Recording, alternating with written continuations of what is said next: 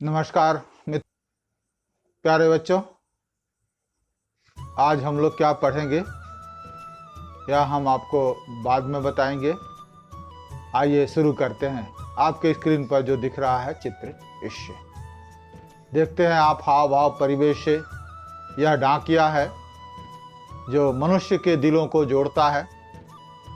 पूरी मानवीय सभ्यता और समुदाय के लिए एक दूसरे के प्यार, मोहब्बत, गम, खुशी, हर तरह का संदेश पहुंचाने के लिए सदैव तत्पर रहता है। बच्चों, चिट्ठियों की दुनिया पाठ में हम लोग ने देखा था कि डाकिये का जो महत्वपूर्ण भूमिका है, कितना सार्वभौम है, बिना किसी भेदभाव के, बिना किसी ऊंच नीच इस तरह के भेदभाव से ऊपर उठ करके हर किसी का, अमीर से अमीर, गरीब से गरीब, हर आदमी की सेवा के लिए जो तत्पर रहता है। ये रिश्तों को जोड़ने वाला, दिलों को जोड़ने वाला एक व्यक्तित्व है जिससे आप पूरी तरह से अवगत हैं। तो बच्चों, ये सारी सीमाओं को लांघ जाता है और मनुष्य के साथ, मनुष्य जैसा एक रिश्ता कायम करने वाले जितने संदेश है, उन संदेशों के लिए सदैव तत्पर रहता है हमारा डाकिया। ठीक इसके ही जैसे व्यक्तित्व। आइए अब एक दूसरे व्यक्तित्व की हम बात करते हैं। ये देखिए, दूसरे चित्र में आपको क्या दिख रहे हैं? भगवान के डाकिये। भगवान के डाकिये में क्या आपको दिख रहा? पंछी और बादल। मैं लेके आया हूं कि पहले चित्र में आपने देखा कि किस तरह से ये बिना किसी भाषा, धर्म, जाति, मजहब, इस सबका भेदभाव को सीना चीर करके या मनुष्य के साथ रिश्तों को जोड़ने वाले संदेश को प्रवाहित करता है।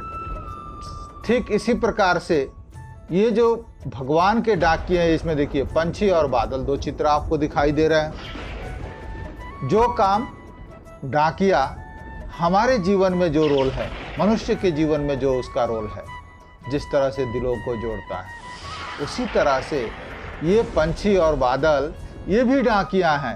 ये किसके डाकिया है? ये मनुष्य के डाकिया नहीं है, ये भगवान के डाकिये हैं।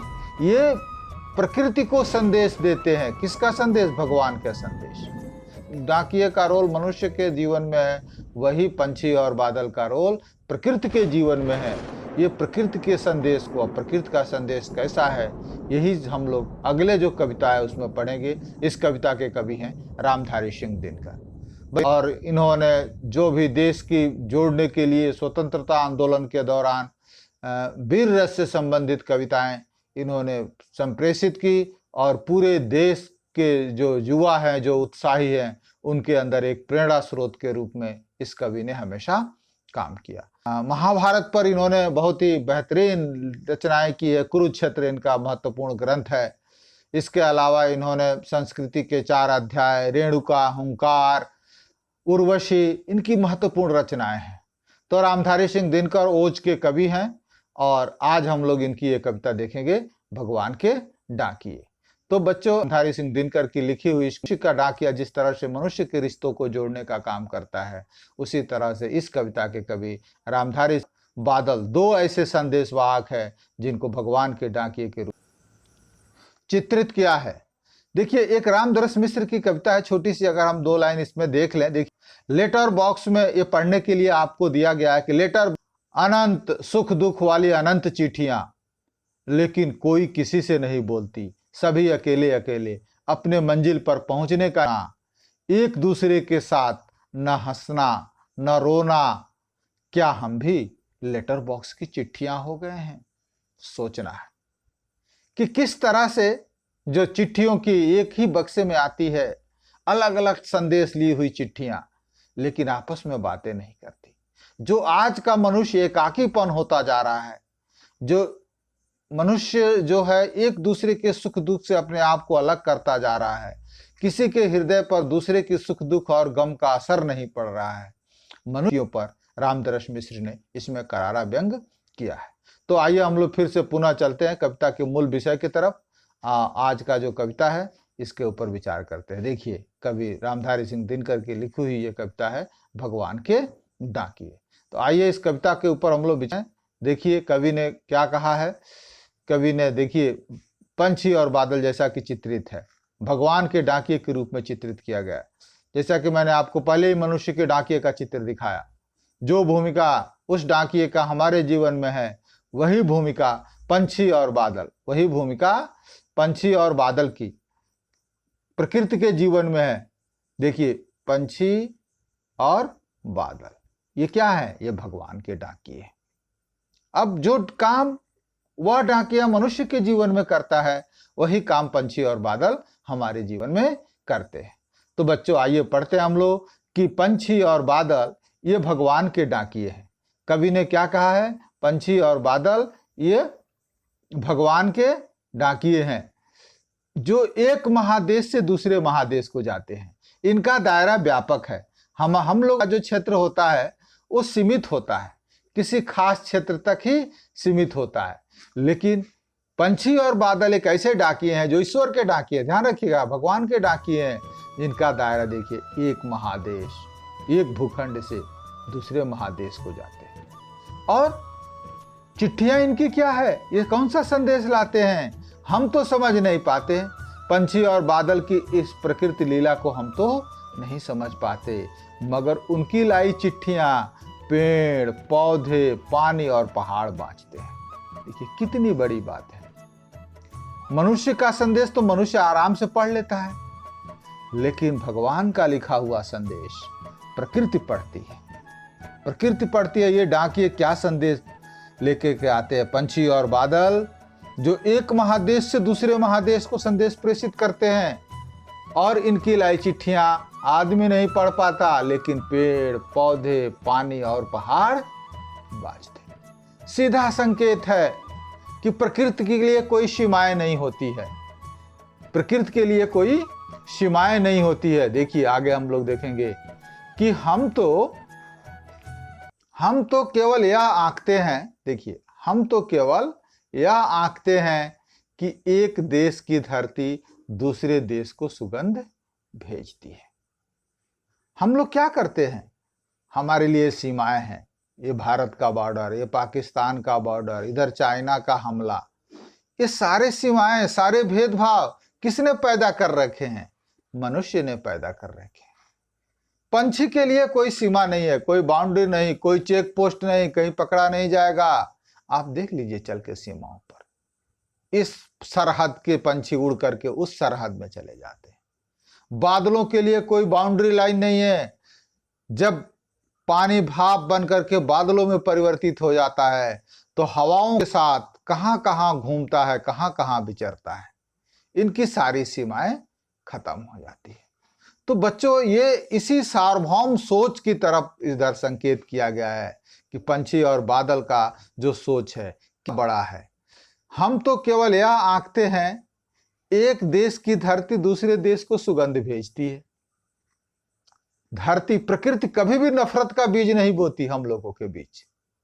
एक देश की धरती, चाहे चाइना बॉर्डर हो, चाहे भारत की सीमा हो, चाहे पाकिस्तान का सीमा हो, चाहे भारत का सीमा हो, चाहे पाकिस्तान नेपाल की सीमा हो, अगर पाकिस्तान के उस पार फूल खिलेंगे तो उसकी खुशबू भारत में आएगी, भारत के इस पार फूल खिलेंगे तो उसकी खुशबू पाकिस्तान में जाएगी।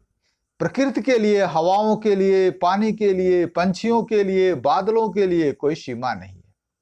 ये तो सिर्फ प्रेम मोहब्बत का संदेश बांटने वाले एक डाकिया हैं।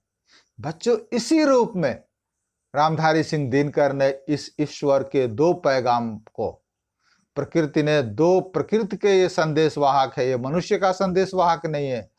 मनुष्य का संदेशवाहक तो नफरत घोलता है, प्रकृति के साथ कोई भेदभाव नहीं है।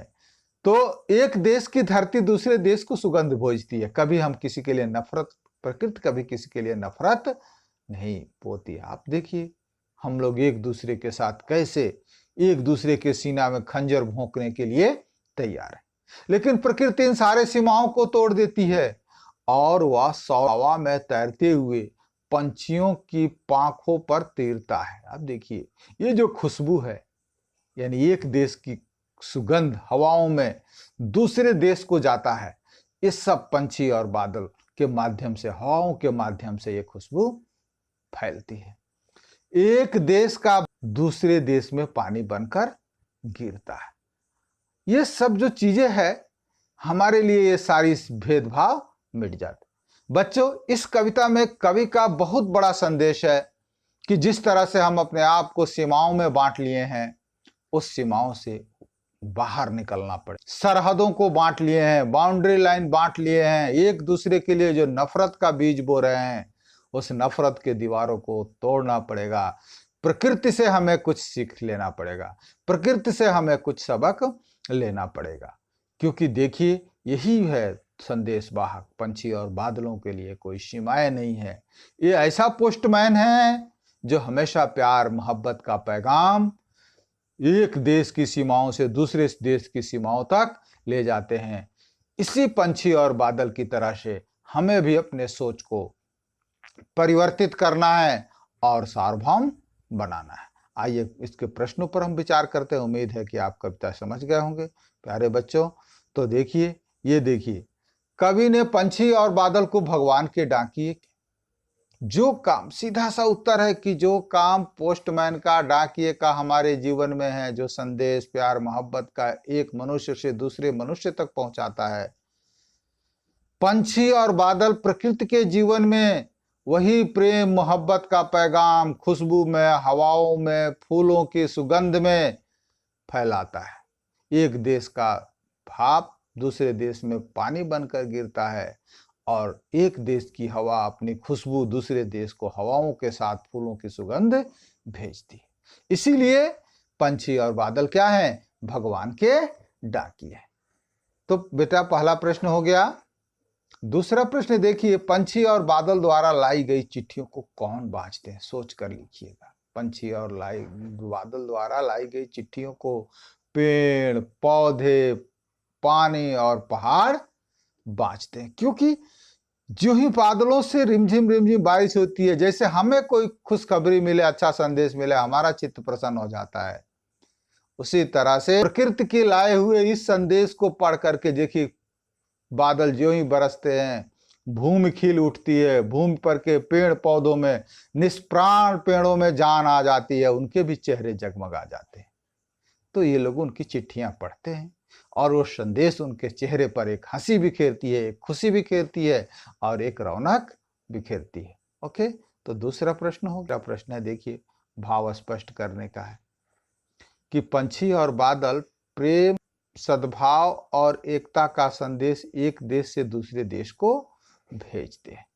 देखिए, आप भाव स्पष्ट सीधा सा लिखेंगे कि प्रस्तुत कविता भगवान के डाकिए में रामधारी सिंह दिनकर ने पंछी और बादल की सार्वभौम भूमिका को प्रकटते हुए बताया है कि प्रकृति कितनी उदार है, वो कैसे सारी सीमाएं तोड़ देती है, उसके लिए कोई सीमा नहीं, कोई सरहद नहीं, और प्यार और मोहब्बत का पैगाम एक देश की सीमा से दूसरे सीमा को पहुंचाने का काम पंछी और बादलों द्वारा किया जाता है। उसमें प्रेम होता है, उसमें सद्भाव होता है, उसमें एकता होती है, उसमें नफरत का कोई नामो निशान नहीं होता।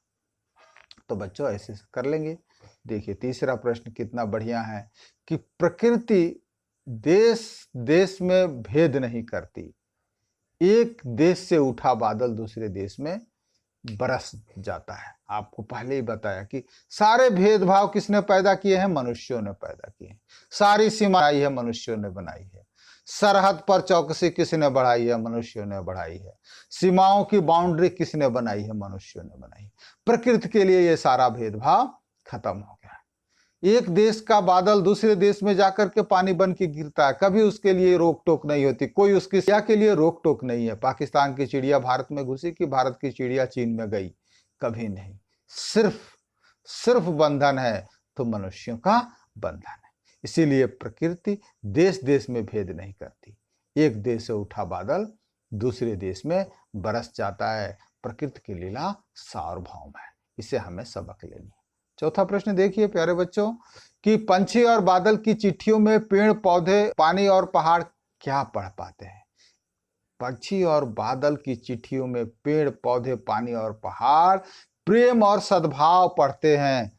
उसमें खुशी की चीजें रहती है, खुशी का संदेश रहता है। पेड़ पौधे पानी उस संदेश को पा करके जगमगा जाते हैं उनके चेहरे। आप देखते होंगे प्रकृति में, पेड़ में, पौधों में, पहाड़ों में, देखिए नदियां, झरने, सबके जीवन में खुशहाली और हरियाली आ जाती है।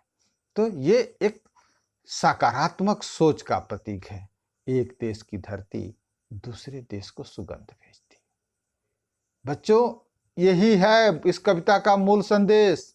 एक देश की धरती दूसरे देश को सुगंध भेजती है, यानी हमने सीमाएं बना के रखे हैं मनुष्यों ने प्रकृति के लिए। प्रकृति में तो हमेशा सकारात्मक ऊर्जा है, प्रकृति के भीतर तो हमेशा सकारात्मक ऊर्जा है, और वो हमेशा प्रेम मोहब्बत का संदेश एक दूसरे तक संप्रेषित करती है।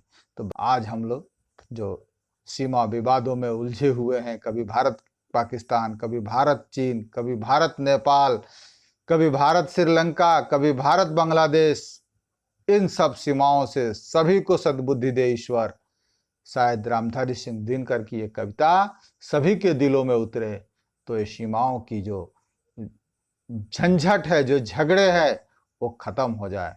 धन्यवाद बच्चों। मैं उम्मीद करता हूँ कि कविता आप समझे होंगे और इसके प्रश्न उत्तर को आप लिख पाएंगे। ओके, धन्यवाद सबको।